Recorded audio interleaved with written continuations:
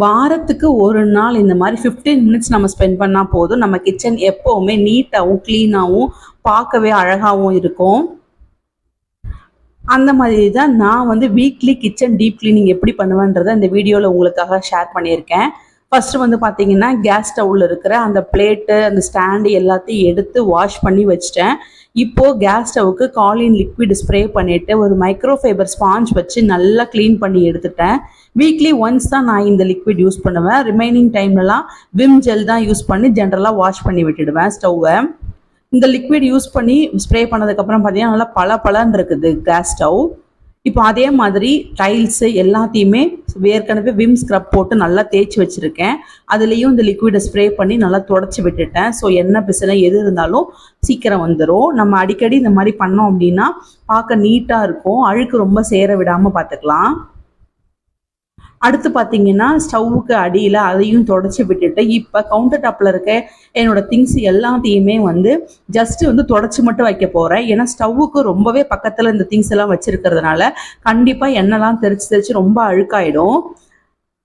அப்புறம் ஒரே டைமில் எல்லாத்தையும் வாஷ் பண்ணுறது கஷ்டம். அதனால் வீக்லி ஒன்ஸ் வந்து இந்த மாதிரி எல்லாத்தையும் எடுத்து தொடச்சி மட்டும் வச்சிட்டாலே போதும், ரொம்ப நீட்டாக இருக்கும்.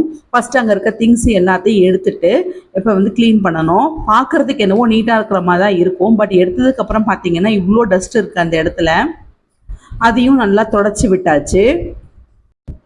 இந்த பாட்டில்ஸ் எல்லாமே வந்து 7 இயர்ஸாக யூஸ் பண்ணிகிட்டு இருக்கேன். ரொம்பவே கேர்ஃபுல்லாக வச்சுருக்கேன். ஒரு பொருள் தீரும்போது வாஷ் பண்ணி தான் நான் திரும்ப பொருளை இருந்து ரீஃபில் பண்ணி வைப்பேன். அதனால் ரொம்பவே நீட்டாக இருக்கும். ஸோ ஜஸ்ட் வந்து மேலே வந்து ஒரு ஸ்பாஞ்ச் வச்சு நல்லா எல்லாத்தையும் தொடச்சி அந்த எண்ணெய் பிசனை எல்லாத்தையும் எடுத்துகிட்டு வச்சாலே போதும், பார்க்கவே அழகாக இருக்கும்.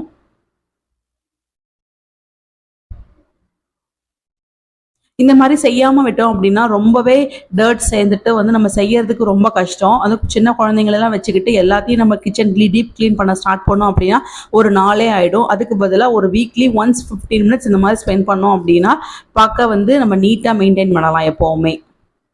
இப்போ எல்லாத்தையும் தொடச்சி முடிச்சுட்டு அந்த ஸ்டாண்டில் வந்து அழகாக வந்து அடுக்கிட்டேன். ரொம்ப நிறையா திங்ஸ் எல்லாம் நான் வந்து கிச்சன் கவுண்டர் டாப்பில் வச்சுருக்க மாட்டேன். பட் எனக்கு கிச்சனில் மொத்தமே 3 ஷெல்ஃபு தான் இருக்குது. அதுலேயே தான் பாத்திரம் பேண்ட்ரி எல்லாமே ஆர்கனைஸ் பண்ணணும். அது ஈஸியாக இருக்கணுன்றதுக்காக நான் இந்த ஸ்டாண்டை வாங்கி இதில் வந்து டெய்லி யூஸ் பண்ணுற மசாலாஸை மட்டும் வச்சுருக்கேன். கீழே வந்து டீ, காஃபி, சுகர், நாட்டு சர்க்கரை இதெல்லாம் வச்சுருக்கேன்.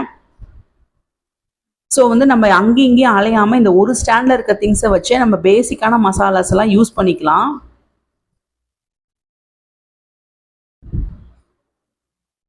அந்த மாதிரி அஞ்சரை பெட்டி, உப்பு ஜாடி, புளி ஜாடி, சுவிட்ச் போர்டு, மிக்ஸி எல்லாத்தையுமே கரெக்டாக க்ளீன் பண்ணி எடுத்து வச்சிடணும்.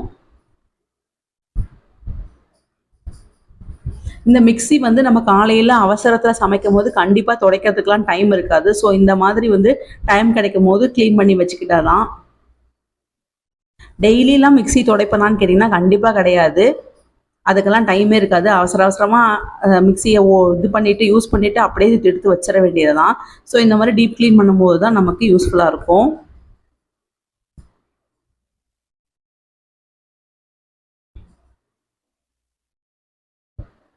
அதே மாதிரி புல்லட் மிக்ஸி அதையும் வந்து தொடச்சிட்டு நெக்ஸ்ட் வந்து சுவிட்ச் போர்டு, அங்கே இருக்கிற டைல்ஸு, கவுண்டர் டாப்பு எல்லாத்தையுமே வந்து நல்லா க்ளீனாக நம்ம தொடச்சி விட்டோம் அப்படின்னா வேலை வந்து ஈஸியாக முடிஞ்சிடும்.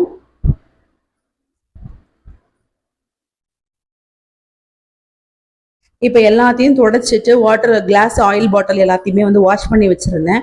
அதுலேயும் ஆயிலெல்லாம் ரீஃபில் பண்ணிவிட்டு அதோட ட்ரேயில் வந்து அழகாக வந்து வச்சுட்டு எல்லாத்தையும் அடுக்கிட்டு உங்களுக்கு ஃபைனல் லுக் எப்படி இருக்குன்றதை காமிக்கிறேன். இப்போ பார்த்தீங்கன்னா ஸ்டவ் வந்து கேஸ் ஸ்டவ் இவ்வளோ க்ளீனாக பார்க்கவே பாருங்கள் எவ்வளோ பளபளன்னு இருக்குன்னு சொல்லிட்டு. ஸோ நம்ம அப்பப்போ இந்த மாதிரி மெயின்டைன் பண்ணால் கேஸ் ஸ்டவ் வந்து நல்லாவே இருக்கும், எந்த ஒரு ப்ராப்ளமும் வராது.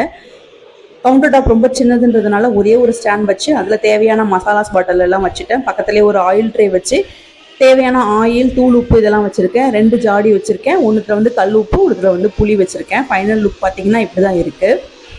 2 அஞ்சரை பெட்டி, ஒன்றில் வந்து கடுகு, உளுத்தம் பருப்பு தாளிக்கிறதுக்கு தேவையானதை வச்சுருக்கேன். இன்னொன்று வந்து பட்டை, கிராம்பு, ஏலக்காய் இதெல்லாம் போட்டு வச்சுருக்கேன். பக்கத்தில் அழகாக ஒரு மணி பிளான்ட் வச்சுருக்கேன். கவுண்டர் டாப்லேயே வந்து சமைச்ச பொருளையும் வச்சுட்டு லாஸ்ட்டில் மிக்ஸி வச்சுருக்கேன். இந்த லுக் உங்களுக்கு பிடிச்சிருக்குன்னு நினைக்கிறேன். பிடிச்சிருந்தா வீடியோவை மறக்காமல் லைக் பண்ணுங்கள், ஷேர் பண்ணுங்கள். பாய்.